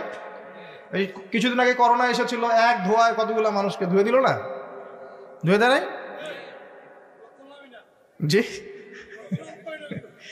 আচ্ছা, আরও আসতেছে। আমি দেখলাম গত 3 দিন আগে একটা নিউজ দেখেছি, সাইবেরিয়া একটা অঞ্চল আছে না, সাইবেরিয়া, এটা বরফে ঢাকা, এর নিচে কয়েকশো হাজার বছর আগের ভাইরাসগুলো এখন আস্তে আস্তে জীবিত হচ্ছে নাকি, নিউজ করেছে দেখবেন। কয়েকশো হাজার বছর আগের মাটির এই বরফের নিচে চাপা পড়া ভাইরাসগুলো আবার নাকি জীবিত হচ্ছে। এটা নিয়ে আবার বিজ্ঞানীরা শঙ্কা করছেন যে মহামারী আসতে পারে একটা। তো এই পৃথিবীতে 100 বছর বাঁচার মানে আসলে খায়েশ রাখাটা ঠিক হবে না আসলে, মানে এত লম্বা হয়তো হায়াত আমাদের হবে না, আল্লাহ ভালো জানেন আমাদের কথা। তো এখন বিষয়টা হচ্ছে যে এই যে হায়াতটুকু আল্লাহ পাক দিয়েছেন, তার মধ্যে তো 30-40 বছর অলরেডি চলেই গেল আমাদের, হয়তো সামনে পড়ে আছে 10-20 বছর, আল্লাহু আলাম। এখন নিজের উপর যদি নিজের ফরজিয়াতটা না নিয়ে আসে যে আমার দায়িত্ব দিন ইসলাম পরিপূর্ণরূপে পালন করা, তাহলে সমস্যা না ভাই? মানুষের কথা বাদ দেন, কবরে তো একাই যাওয়া লাগবে নাকি? যার যার কবরে তো একাই যাওয়া লাগবে। স্ত্রী সন্তান, বাবা মা, আত্মীয় স্বজন, নেতা নেত্রী যাবে নাকি কবরে? যারা আজকে আমাদেরকে মোহগ্রস্ত করে রেখেছে, মোহগ্রস্ত বোঝেন, দুনিয়ার মায়া মোহর মধ্যে ব্যস্ত করে রেখেছে, কেউ কি যাবে? ওই একটা হাদিস পড়লেই চোখে পানি চলে আসে। মাইয়াতকে রাখা হয় কবরে, আর মাইয়াত পায়ের খসখস শব্দ শুনতে পারে, তাকে যারা দাফন করতে আসছে তার পায়ের খসখস শব্দ সে শুনতে পারে। আল্লাহ পাক শোনায়। আল্লাহ পাক শোনালে মানুষ শুনবে না? আল্লাহ পাক যদি দেখায় মানুষ দেখবে না? তো আল্লাহ যদি কাউকে কিছু শোনান তাহলে তো সে শুনবে, সে দেখবে, সে বুঝবে। এরপরে যখন তারা চলে যায় তখন সে একা নিথর পড়ে থাকে। যদি মুমিন ব্যক্তি হয় তাহলে মাথার দিক থেকে নামাজ আসবে, এই যে ডান দিক থেকে যাকাত, বাম দিক থেকে রোজা, পায়ের দিক থেকে অন্যান্য সৎ আমলগুলো এসে তাকে সঙ্গ দিবে। ফেরেশতারা প্রশ্নোত্তর পর্ব করবেন, সে ইনশাআল্লাহ তাআলা বুক ফুলি উত্তর দিয়ে দিবে ইনশাআল্লাহ। এখন দেখেন, এই যে প্রশ্ন করা হবে মান রব্বুক, কে তোমার রব? দুনিয়াতে যে আল্লাহর দ্বীনই পালন করছে না সে কি উত্তর দিতে পারবে নাকি? মান রব্বুক, কে তোমার রব? আল্লাহর সাথে দুনিয়াতে শিরিক করছে, তো শিরিকের পাপে থাকলে কি মান রব্বুক উত্তর দিতে পারবে? জিজ্ঞেস করা হবে মা দিন, তোমার দিন কি? যে দিন ইসলাম আংশিক মানে, আংশিক মানে না, উত্তর দিতে পারবে? আল্লাহ পাক বলছেন উদখুলু ফিস সিলমি কাফা, তোমরা পরিপূর্ণরূপে ইসলামে প্রবেশ করো। আল্লাহ কি বলছেন আংশিক রূপে প্রবেশ করো? বরং আংশিকতার শাস্তি আল্লাহ পাক বলছেন। সূরা বাকারা পড়ে দেখেন 85 নম্বর আয়াত, নাম্বার বলে দিলাম 84-85। আল্লাহ বলছেন আফাতুমিনুনা বিবাদিল কিতাবি ওয়া তাকফুরুনা বিবাদ, তোমরা কি আল্লাহর কিতাবের কিছু অংশ মেনে চলবে আর কিছু অংশকে ছেড়ে দিবে? ফামা জাযাউ মান ইয়াফআলু যালিক ইল্লা খিজয়ুন ফিল হায়াতিদ দুনিয়া, যারা এরকম আদর্শে চলবে, কিতাবের কিছু অংশ মানি কিছু অংশ মানি না, আল্লাহ বলছেন দুনিয়াতেই তাদেরকে লাঞ্ছিত করে দিব আমি। এই যে পুরো বিশ্ব জুড়ে মুসলিমদের উপর লাঞ্ছনা আসে নাই, এইটাই কারণে আসছে। আমরা কিতাবের কিছু অংশ মানি কিছু অংশ মানি না। কিতাবের কিছু অংশ আমরা মানি ঠিকই, কে বলছে নামাজ রোজা হজ যাকাত আমরা মানি না? আমরা মানি তো, কিন্তু সুদটা ছাড়তে যান, দেখেন মানে কিনা। এই সুদের করাল গ্রাসে এই পুরো বিশ্বের অর্থনৈতিক সিস্টেমটা এখন হুমকির মুখে পড়ে আছে। এই যে প্রবাসীরা আপনারা এখানে আছেন অনেকে, আপনাদের রেমিটেন্স থেকেই তো চলে রিজার্ভ, এটা একটা অন্যতম সোর্স। যারা ইকোনমিক সেকশনে পড়াশোনা করেন বা করেছেন তারা জানেন, বুঝবেন এগুলো। তো এই পরিশ্রমের ফসল, মাথার ঘাম পায়ে ফেলে কি অবর্ণনীয় কষ্ট সহ্য করে যে এই কাজগুলো করে মানুষ। আমরা যতবার অ্যাব্রোডে গিয়েছি, যাওয়ার সুযোগ হয়েছে, আমরা দেখেছি প্রবাসীদের যে কি কষ্ট, খাওয়ার কষ্ট, থাকার কষ্ট, ঘুমের কষ্ট। সুবহানাল্লাহ, কয়েকদিন আগে আমি কক্সবাজার একটা সফর ছিল, ওখানে যে একদম শেষ পয়েন্ট যেটা নাফ নদীর সামনে টেকনাফ, ওই পর্যন্ত আমরা একটু ঘুরতে গিয়েছিলাম, ঘোরার জন্যে। ওখানে বিজিবিদের ক্যাম্প, বিজিবি সদস্যদের ক্যাম্প আছে। কি যে অবর্ণনীয় কষ্ট স্বীকার করে তারা সীমান্ত পাহারা দেয়, কল্পনা করতে পারবো না। এত কষ্ট। 4 থেকে 5 ঘন্টা ঘুমানোর সময় পায়, 24 ঘন্টা কি 30 ঘন্টার মধ্যে। তার মধ্যে 1 ঘন্টা সময় দেওয়া হয়, 1 ঘন্টার মধ্যে তার খাওয়া, গোসল, তার যে ইস্তেঞ্জা, তার বাসায় কথাবার্তা বলে 1 ঘন্টা। ওই যেখানে দাঁড়িয়ে আছে ওইখানেই দিন হচ্ছে রাত হচ্ছে। তো খুব ভালোবাসে তারা আমাকে, আলহামদুলিল্লাহ। আমাকে বলছে যে আপনার লেকচার শুনি, মাশাআল্লাহ। তো আমাদের কষ্টের কথাগুলো একটু বললেন মানুষকে। তো বললাম যে আপনাদের কষ্টের কথা মানুষকে বললে মানুষ বুঝবে না। কখন বুঝবে? যখন তাদেরকে ওই জায়গায় দাঁড় করা দেওয়া হয়। যারা উপরে আছে ওদেরকে একবার করে ডিউটি দেওয়াবেন, তাহলে বুঝবে যে কষ্ট কাকে বলে। বুঝতে পারেন নাই? সেনাবাহিনীর সদস্যদের যে কষ্ট, এগুলো আপনারা বুঝবেন না। পুলিশ প্রশাসনের ভাইরা আছে না, যে কষ্ট করে, এই কষ্টগুলো মানুষ আসলে কি জন্য করছি আমরা এখন? উত্তর কি? যদি এই কষ্টের উদ্দেশ্য হয় শুধুই দুনিয়া, তাহলে এই কষ্ট দুনিয়াতেই শেষ হয়ে যাবে। আর যদি এই কষ্টের উদ্দেশ্য হয় দুনিয়া এবং পরকাল, যে আমি এর সাথে দিনের স্বার্থ জড়িত থাকে, প্রত্যেকটা সেকেন্ড আপনি নাকি পাবেন ইনশাআল্লাহ। একটা হাদিস এসেছিল, ওনাদেরকে শোনাইছে হাদিসটা, যে একটা হাদিস এসেছে যে মুসলিম রাষ্ট্রের সীমান্ত পাহারা দেওয়ার জন্য যারা এভাবে বিনিদ্র রজনী কাটায় তারা এই যে তাহাজ্জুদ গোজার সওম পালনকারীদের সমান নেকি পায়, এবং ওই অবস্থা যদি ইন্তেকাল হয়ে যায় শহীদ হয়ে যাবে ইনশাআল্লাহ। তো দেখেন ভাই, এই যে পরিপূর্ণ জীবন ব্যবস্থার কথা বলছি, প্রবাসীদের কথা থেকে এখানে আসছিলাম, যে তাদের যে কষ্ট, আমরা দোয়া করি যে আল্লাহ পাক তাদের যেন কষ্টগুলো লাঘব করে দেন এবং তাদের পরিবারগুলোকে আল্লাহ পাক যেন ইসলামিক পরিবার রূপে কবুল করেন। অনেক সময় দেখা যায় যে প্রবাসের স্বামী এদিকে বাসায় স্ত্রী পরকীয়া করতেছে, দেখেন নাই কত ঘটনা এরকম ঘটতেছে। তো এরকম নিমক হারাম মহিলাদের সাথে সংসার করবেন না, সুন্দর মতো বসবেন, বসে সেপারেট করে দিবেন। এসব এসব নিয়ে চলার কোনো মানে হয় না। তো আপনি প্রবাসে গিয়ে মাথার ঘাম পায়ে ফেলে রেমিটেন্স পাঠান, টাকা পাঠান, আপনার টাকা দিয়ে পরিবার চলে, সমাজ কল্যাণমূলক কাজ হয়, দেশের জিডিপি বাড়ে, রিজার্ভ বাড়ে। আপনার পরিবারের বউ এসে এই কাজ করবে, শান্তভাবে বসে চুপচাপ ছেড়ে দিন, দরকার নেই। দুনিয়াতে একটা শিক্ষা নিয়েছি, দুনিয়ার শিক্ষা হচ্ছে দুষ্ট গরুর চেয়ে শূন্য গোল অনেক ভালো। দুষ্ট গরুর চাইতে শূন্য গোল অনেক ভালো। আর মানুষ যখন আল্লাহকে পেয়ে যায়, হ্যাঁ, মানুষ যখন আল্লাহকে পেয়ে যায় তখন সে দুনিয়ার আসল বাস্তবতা বুঝতে পারে, দুনিয়া কি জিনিস। আলী রাদিয়াল্লাহু আনহুর একটা বই পড়ছিলাম, উনার যে মানে দর্শনগুলা, উনার যে মানে চিন্তাভাবনাগুলো, উনার কিছু লেখা ছিল, কিন্তু এগুলো সব জায়গায় আসে নাই, এই বইগুলো সবাই পায় না, কিন্তু রেয়ার বই। তো ওখানে দুনিয়ার এক্সাম্পল দিচ্ছেন উনি বলছেন দুনিয়া এমন জায়গা যেখানে কেউ যদি ডুব দেয়, সমুদ্রে ডুব দেওয়ার মতো জাস্ট ডুব দেয়, তাহলে তার আমল, যত নেক আমল, সব আমল কমে আসবে। এটা কিন্তু বাস্তব। দুনিয়াতে ডুব দিবেন আপনি, দেখবেন আপনার নেক আমলগুলো কমে আসতেছে। তিনি বলছেন দুনিয়া হচ্ছে সাপের মতো। কেমন? সাপের মতো। ধরতে নাকি খুব সফট লাগে, ধরতে খুব স্পর্শ করতে সফট মনে হয়, কিন্তু এর বিষ যদি একবার ঢুকে দেয় শরীরে আর রেহাই নাই। কথাগুলোর গভীরতা অনেক বেশি। এক জায়গায় লিখছেন উনি যে আমি দুই শ্রেণীর মানুষকে নিয়ে খুব সমস্যা আছে। এক শ্রেণী হচ্ছে যারা জাহেল আবেদ, মানে ইবাদত করে, অনেক ইবাদত করে কিন্তু জাহেল, জ্ঞান নাই কিন্তু ইবাদত করে, এদেরকে নিয়ে আমি খুব সমস্যা আছে। আর এক শ্রেণী হচ্ছে যারা ব্যক্তিত্বহীন আলেম, এদেরকে নিয়ে আমি সমস্যা আছে। আলেম কিন্তু কোনো ব্যক্তিত্ব নেই, এই জন্য মানুষ তার কাছে আসে না, দূরে সরে যায়। ব্যক্তিত্বহীনতার কারণে অনেক আলেম থেকে মানুষ দূরে সরে যায়, কিন্তু একজন আলেম যদি ব্যক্তিত্বশীল হয় মানুষ তার কাছে আসে। খেয়াল করে দেখবেন। তো উনি বলছেন আমি এই দুই শ্রেণীর মানুষকে নিয়ে সমস্যা আছে, আর পড়তে শুরু করলে মনে হয় যে পড়তেই থাকি।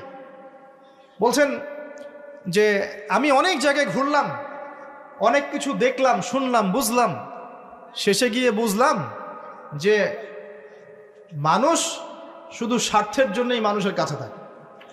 বলছে কথা, তিনি বলছেন তুমি যদি ভালোবাসাকে বাড়াতে চাও তাহলে মানুষের সাথে খুব বেশি মেলামেশা করতে যাও, একটু কম মেলামেশা করো, একটু দূরত্বে থাকো, তোমাকে মানুষ ভালোবাসবে। আর তুমি যদি খুব বেশি ডুব দাও না, তখন তোমার মূল্য আর ব্যক্তিত্ব নষ্ট হয়ে যাবে। এক একটা কথা কতগুলো বলে শেষ নয়, অনেক আছে। এক পর্যায়ে তিনি ফাতিমা রাদিয়াল্লাহু আনহার যে ইন্তেকাল, এই ইন্তেকালকে নিয়েও দুটো লাইন লিখেছেন।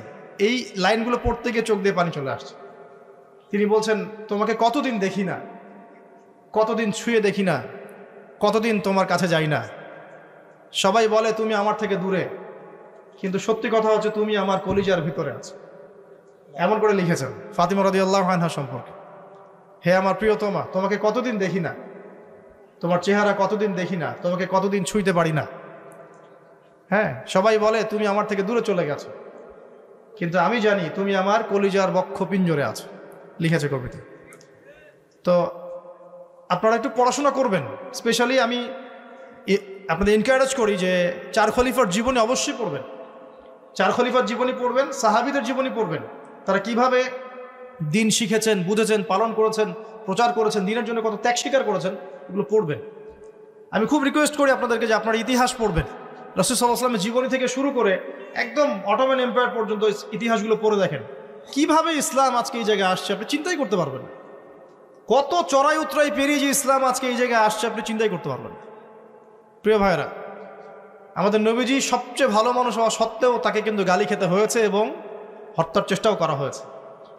মনে রাখবেন, শুধু সৎ কাজের আদেশ করার নাম ইসলাম নয়, শুধু আংশিক বিষয় পালন করার নাম ইসলাম নয়, অসৎ কাজের নিষেধের নামও ইসলাম, এবং আল্লাহ নিষেধগুলো ছেড়ে দেওয়ার নামও ইসলাম। আল্লাহ পাক এটাই বলছেন সূরা বাকারা 84-85-তে, তোমরা কি কিতাবের কিছু অংশ মানো, কিছু অংশ মানো না? ফামা জাযাউ মা ইয়াফআলু যালিকা ইল্লা খিzyun ফিল হায়াতিদ দুনিয়া, দুনিয়াতেই আমি লাঞ্ছিত করে দেব এমন অপরাধ করলে। ওয়া ইয়াউমাল কিয়ামা ইউরাদ্দুনা ইলা আশাদ্দিল আযাব, কিয়ামতের মাঠে সবচেয়ে যন্ত্রণাদায়ক শাস্তি এদেরকে দেওয়া হবে। কাদেরকে? যারা কিতাবের কিছু অংশকে মানি, কিছু অংশ মানি না। পারি না পারি, আগে আকীদা পরিষ্কার রাখবো যে ইসলামে প্রত্যেকটা বিষয়ের হেদায়েত আছে, এটাই চূড়ান্ত দিন, এর বাইরে কোনো দিন আল্লাহর কাছে গ্রহণযোগ্য হবে না। কেউ চর্চা করলে তা কশ্চিনকালও কবুল করা হবে না। এবার আসেন, এর ভিত্তি কি? এর ভিত্তি হচ্ছে দুইটা। কয়টা? দুইটা। দুইটা থেকে আরো দুইটা এসেছে, এই দুইটা হচ্ছে মূল। নবী সাল্লাল্লাহু আলাইহি ওয়াসাল্লাম বলছেন, তারাকতু ফিকুম আমরাইন, আমি তোমাদের মাঝে রেখে গেলাম মাত্র দুটো বস্তু। কয়টা বস্তু? দুটা বস্তু। লান তাদিল্লু মা তামাসসাকতুম বিহিমা, তোমরা কশ্চিনকালেও পথভ্রষ্ট হবে না যতদিন পর্যন্ত এই দুটাকে আঁকড়ে ধরে থাকবে। কোন দুটা? এক নাম্বার আল কিতাব আল্লাহ, আল্লাহর কিতাব। দুই নাম্বার ওয়া সুন্নাতে নবীহি, তার নবীর সুন্নত। তো কোরআন এবং সুন্নত মিলেই কোরআন এবং হাদিস নয় কি? আচ্ছা, এখন আমাদের সামনে নবীজি নাই, আমাদের সামনে সাহাবায়ে কেরাম নেই, আমাদের সামনে তাবে তাবেঈন, চার ইমাম কেউই নাই, ওলামায়ে কেরাম আছেন, আর আমাদের সামনে আছে কোরআন এবং হাদিসের কিতাবগুলো। এই তো ইসলাম আমরা দেখছি, তাই না? এর বাইরে তো আমরা দেখতে পাচ্ছি না। সাহাবীরা না হয় সরাসরি নবীকে দেখে দিন পালন করেছেন, তাই না? তারপরের জেনারেশন সাহাবীদেরকে দেখে করেছে, তারপরের জেনারেশন তাবেঈদের দেখে করেছে। আমরা তো কাউকেই দেখতে পাচ্ছি না। আমরা দেখছি কোরআন এবং হাদিসের কিছু কিতাব এবং ওলামায়ে কেরাম সামনে আছে। এই তো, এই দুইটা হচ্ছে ভিত্তি। এখন এখান থেকে আরো দুটো এসেছে, একটা হচ্ছে ইজমা, একটা হচ্ছে কিয়াস। এই দুটোও ইসলামের। অনেকে বলে ইজমা কিয়াস ইসলামে নাই, কোরআন সুন্নাহ এই দুটাই। ইজমা এবং কিয়াস গুরুত্বপূর্ণ, কারণ ইজমা, সাহাবীদের ইজমা, এটা একটা খুব গুরুত্বপূর্ণ জিনিস, এবং কিয়াস ছাড়া আপনি অনেক মাসআলা বের করতে পারবেন না। ইয়াবার শব্দ কোরআনে আছে না নাই? ইয়াবা নাম শুনেছেন? শোনেন নাই? না শুনলেই ভালো। তো এই শব্দটা কি কোরআনে আছে নাকি? নাই। কোরআনে মাদকের কথা আছে। কিসের কথা? মাদক। এখন কিয়াস দরকার নাই। এই যে একটা মাসআলা, একটা মূলনীতিকে কেন্দ্র করে আরেকটা মাসআলাকে বের করা, ইস্তেহাদ করার যে মূলনীতিগুলো, এগুলো কিয়াস থেকে আসে। এটা কিয়াস। এটা ছাড়া আপনি অনেক মাসআলাই বের করতে পারবেন না সমসাময়িক। তো অবশ্যই কোরআন, সুন্নাহ, ইজমা, কিয়াস চারটাই লাগবে। এখন কথা হচ্ছে, এগুলো তো আর আমরা সরাসরি পালন করতে পারবো না। পারবো? বুঝাচ্ছি, একটু বোঝেন। মনে করেন সামনের দিনগুলোতে দেখবেন বিট কয়েন আসবে। কি কয়েন? হয়তো অলরেডি অনেক কান্ট্রিতে চলেও আসছে। এখানে কতদিন এটা লঞ্চ হবে আল্লাহ ভালো জানেন, কিন্তু বিট কয়েন মার্কেটে আসছে। এটাকে ক্রিপ্টোকারেন্সি বলে। কি বলে? পেপার মানি নিয়ে যে কথাগুলো বলেছিলাম, কিছু তো ফলেছে নাকি ভাই? কিছু তো ফলেছে। আচ্ছা, সামনে আরো ফলবে ইনশাআল্লাহ। সাস্টেইনেবল অ্যাসেট যেগুলো আছে, সেখানে সম্পদ ইনভেস্ট করেন। আপনার জমি জমা থাকলে চাষবাস করা শুরু করেন। সাস্টেইনেবল অ্যাসেট যেগুলো, সেগুলোতে ফোকাস করেন। এমন কোনো জায়গায় অনেক বেশি সম্পদ ইনভেস্ট করে দিয়েন না যেটা পরে আপনার মানে পথে বসার কারণ না হয়ে যায় আবার। তো ক্রিপ্টোকারেন্সি মনে করেন চলে আসছে, এখন আপনি বোঝেন না ক্রিপ্টোকারেন্সি কি জিনিস, সেটা হালাল না হারাম, এটা জায়েজ না জায়েজ, এগুলো মাসালা কি সবাই জানে? জানে কি? এটার জন্য কোরআন সুন্নাহর জ্ঞান লাগবে, ইকোনমিক্সের জ্ঞান লাগবে না?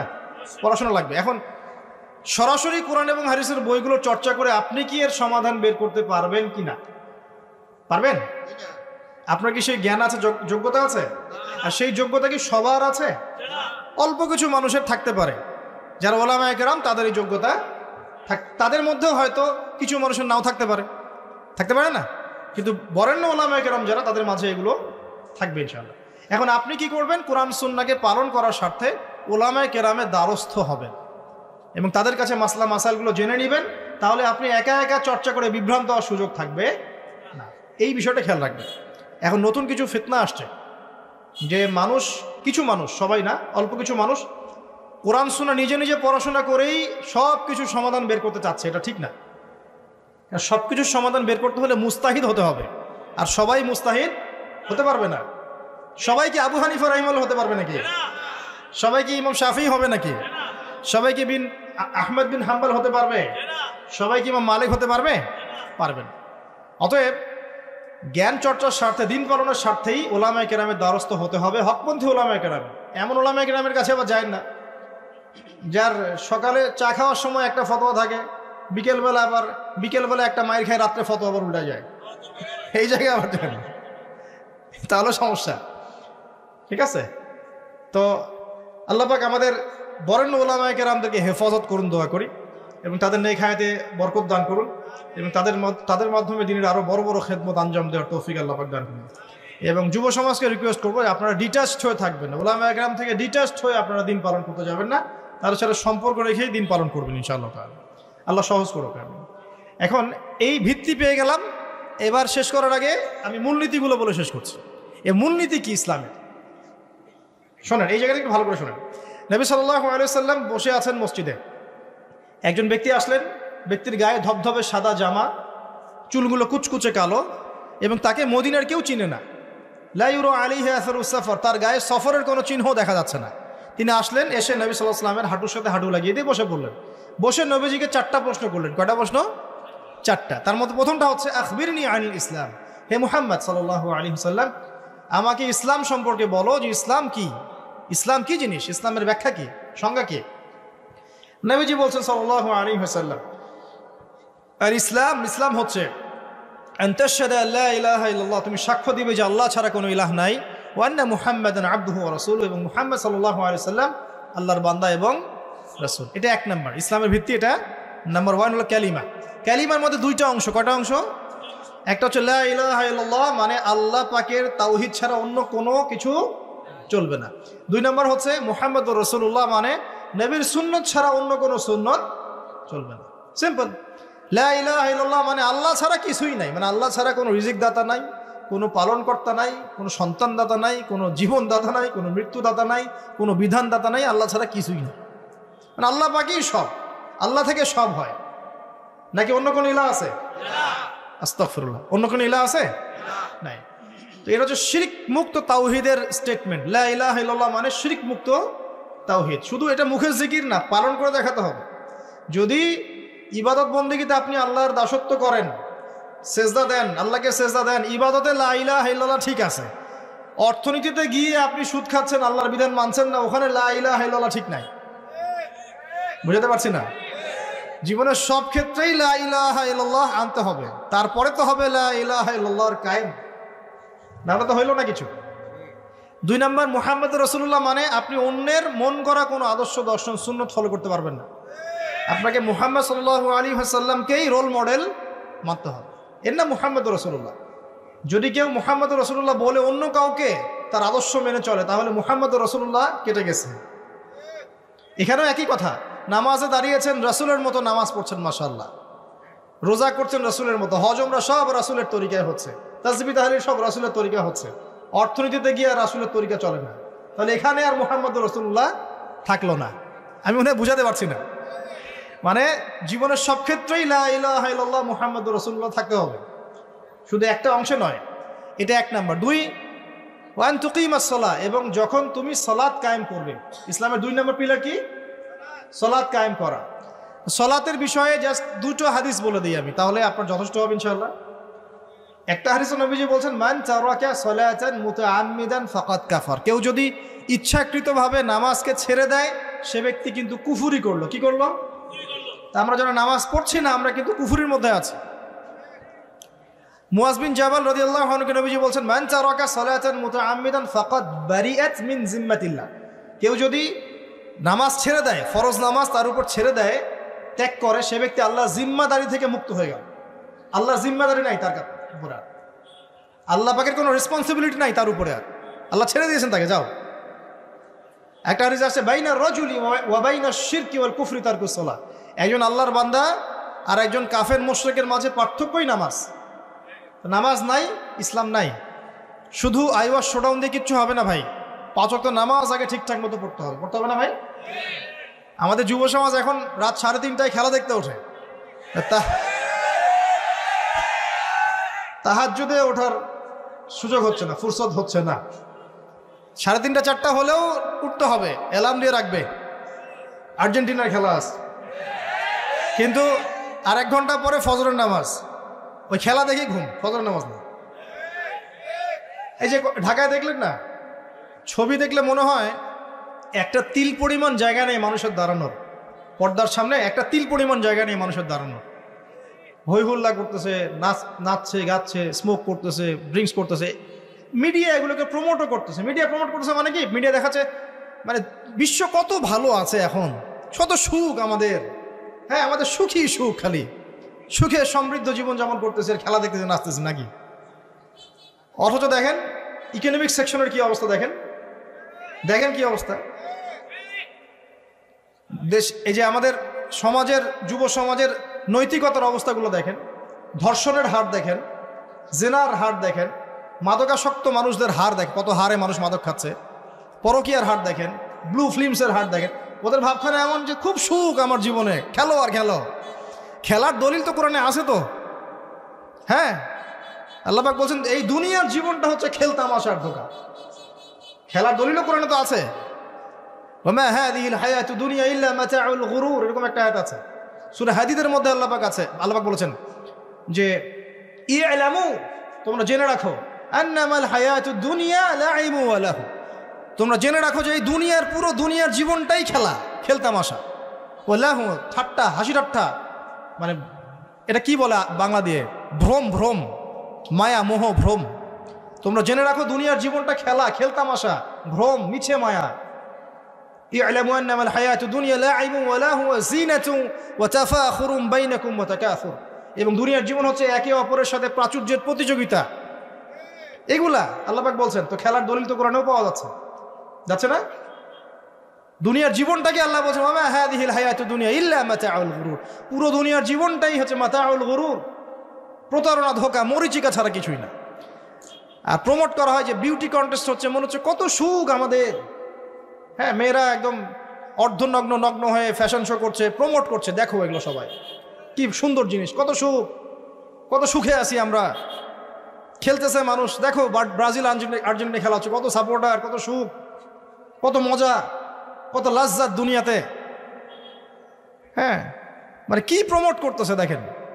মানে রিয়েলিটি, একটা কথা বলেছি অনেক লেকচারে যে এই ফিতনাময় যুগ, দাজ্জালের যে যুগটা হবে না, ওই যুগে বাস্তবতা আর ভিজুয়াল ওয়ার্ল্ড হবে আকাশ পাতাল পার্থক্য। মানে যা আপনি দেখবেন সেটা সত্য না, ভিতরের বিষয়টা সত্য, যেটা আপনি দেখতে পাচ্ছেন না। যা আপনি দেখবেন সেটা সত্য না, যা সত্য তা আপনি দেখতে পাচ্ছেন না। এটা হবে দাজ্জালের যুগ। কেমন? খিদিরের মতো। নৌকা ফুটা করলেন কেন? সন্তান হত্যা করলেন কেন? বাচ্চা হত্যা করলেন কেন? আর এই যে দেয়াল নির্মাণ করলেন কেন? 3টা ক্ষেত্রে মুসা আলাইহিস সালাম ভেটো দিচ্ছেন, খিদির আলাইহিস সালাম বলছেন যে এর পিছনে কারণ আছে। কারণ আছে না? দাজ্জালের যুগটা এমন হবে, বাহ্যিকভাবে যেটা দেখছেন চোখ দিয়ে এটা সত্য নয়, ভিতরে যেটা আছে ওটা সত্য। ভিতরটা সবাই দেখতে পারবে না, দেখতে হলে খিদির হতে হবে। ভিতরটা হচ্ছে যে সমাজ তো ডিস্ট্রয়েড, ম্যাসাকার হয়ে গেছে, সমাজের কাঠামোই ভেঙে গেছে আমাদের। এখন নারী পুরুষের যে ফাংশন চেঞ্জ হয়ে গেছে, ধর্ষণের হার দিন দিন বেড়ে গেছে, ইফটিজিং বেড়েছে, বেপরদামি বেড়েছে, নগ্নতা বেড়েছে, মাদক বেড়েছে, পরকীয়া বেড়েছে, কচি কচি বাচ্চা কাচ্চা মেয়েগুলোকে ধরে ধরে ধর্ষণ করা হচ্ছে। সমাজের কাঠামোই চেঞ্জ হয়ে গেছে। সমাজের সমকামিতা বেড়েছে, প্রচুর সমকামী, খেলতামাশা, দুনিয়ার জীবনটা খালি খেলতামাশা। আর আমাদের এই যুব সমাজ, যাদের হাতে ইসলামের ভবিষ্যৎ আছে, ওদেরকে এই দিকে মোহাগ্রস্ত করে রেখে দেওয়া হয়েছে। এরা নামাজ পড়ে না, কোরআন তেলাওয়াত করে না, আলেম ওলামার সাথে কোনো সোহবত নাই, কোনো সম্পর্ক নাই, হাদিসের কিতাব নাই বাসায়, দাড়ি নাই, ইসলামিক লেবাস পোশাক নাই, ইসলামিক মূল্যবোধ নৈতিকতা নাই, আল্লাহ রাস্তায় সময় দেওয়ার কোনো মানসিকতা নাই। এই যুবক ছেলেপেলেগুলো কিনে নাচতেছে মিডিয়া। কি করবে এরা দেশের জন্য? যারা এরকম অন্য একটা রাষ্ট্র, যে রাষ্ট্র আমাকে চিনেই না, ওর খেলায় সে হুজুকে লাফায়, এ দ্বারা রাষ্ট্রের উন্নয়ন হবে নাকি? আজীব কথা বলেন, এইসব লোকজন দ্বারা রাষ্ট্রের উন্নয়ন হবে নাকি? যখন আমরা এই খেলতামাশায় ব্যস্ত আছি, দেখবেন পশ্চিমারা ঠিকই ওদের উদ্দেশ্য বাস্তবায়ন করছে। কি ঝোঁকে ঝোঁকে একটা কথা আছে না, হিন্দুদের সাথে আমরা মিশতাম ছোটবেলা, আমাদের বন্ধু ছিল অনেকে, বলতো ঝোঁকে হরি বল, একটা কথা বলতো, ঝোঁকে ঝরে বক পরে ফকিরের কেরামতি বলে একটা কথা আছে না, মানে হুজুকে মাতাল আবেগে ভাসতেছে মানুষ।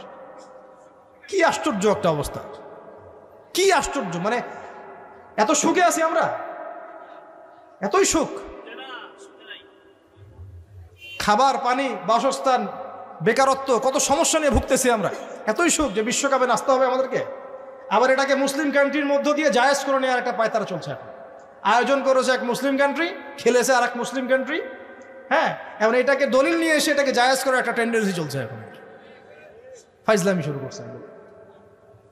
অথচ যেখানে যেখানে এগুলো হচ্ছে তার পাশে ইয়েমেন পড়ে আছে, তার পাশে সিরিয়া পড়ে আছে, যেখানে লক্ষ লক্ষ মানুষ না খেয়ে পড়ে আছে। ইয়েমেনে লক্ষ লক্ষ শিশু না খেয়ে মরতেছে এখনো। দেখেন, এই 2013-14 সাল থেকে নিয়ে 2022 পর্যন্ত প্রায় 3.5 লক্ষ মানুষ মারা গেছে ইয়েমেনের এই ঘটনাগুলোতে, গৃহযুদ্ধ এবং এই যে আরব কান্ট্রিগুলোর মধ্যে কনফ্লিক্টের মধ্যে, এবং প্রায় 60% সেখানে বাচ্চা কাচ্চা। আপনি এত টাকা পয়সা খরচ করে এগুলো আয়োজন করতে, আমরা প্রমোট করতেছি, এর 5% টাকা ওদেরকে দিলেই তো ওদের 3 বেলার খাবার হতো।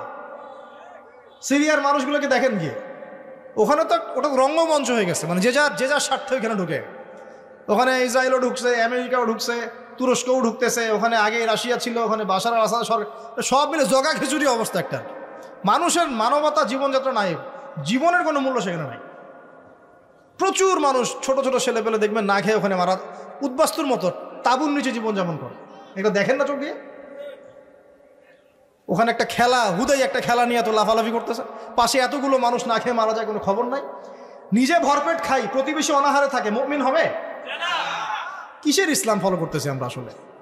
আমরা যে ইসলামটা ফলো করতেছি এটা পশ্চিমাদের শেখানো ইসলাম। আমরা রাসূলুল্লাহ সাল্লাল্লাহু আলাইহি ওয়াসাল্লামের শেখানো ইসলাম ফলো করতেছি না। আমার স্ট্রেট কাট কথা একদম। আমরা যে ইসলামটা ফলো করতেছি এটা হচ্ছে পশ্চিমাদের শেখানো ইসলাম। রাসূলুল্লাহ সাল্লাল্লাহু আলাইহি ওয়াসাল্লাম ইসলাম ফলো করলে আজকে আমাদের অবস্থাগুলো হতো না। আল্লাহ পাক আমাদেরকে বোঝার তৌফিক দান করুন। আমি শুধু ফাযাক্কির ইন্নামা আনতা মুযাক্কির, আল্লাহ পাক যে বলেছেন তুমি উপদেশ দাও, তুমি শুধু উপদেশ দাতা, লাস্তা আলাইহিম বিমুসাইতির, কারো প্রতি তুমি দারোগা নাও, আমরাও কারো প্রতি দারোগা নই। কিন্তু পুরো বিশ্বের প্রেক্ষাপটটাকে কোরআন সুন্নাহ দিয়ে ব্যাখ্যা করার দায়িত্ব আমাদের।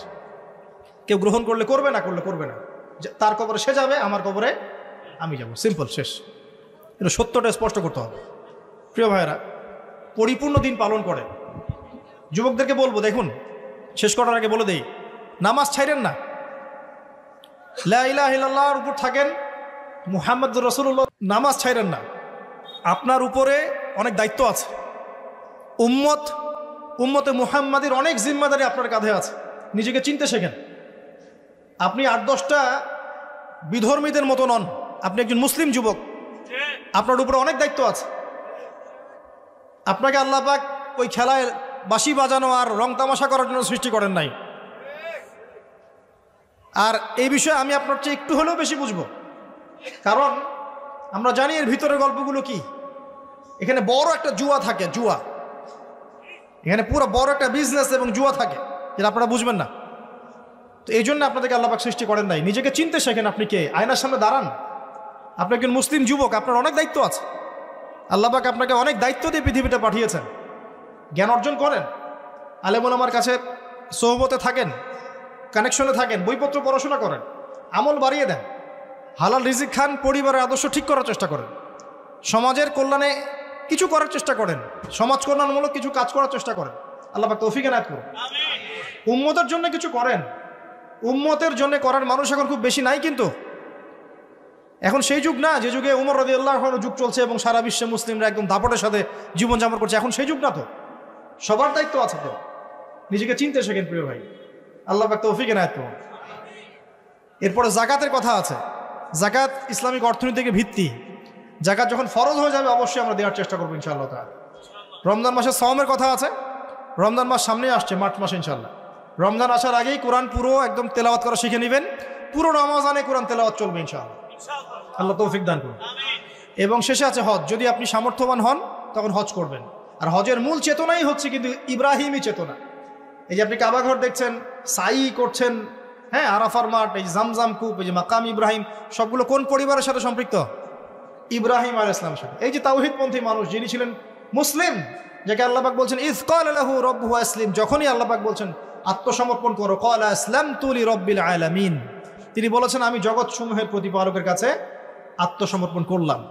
ইব্রাহিম আলাইহিস সালামের একটা স্টেটমেন্ট দিয়ে আমরা আজকের লেকচার শেষ করি।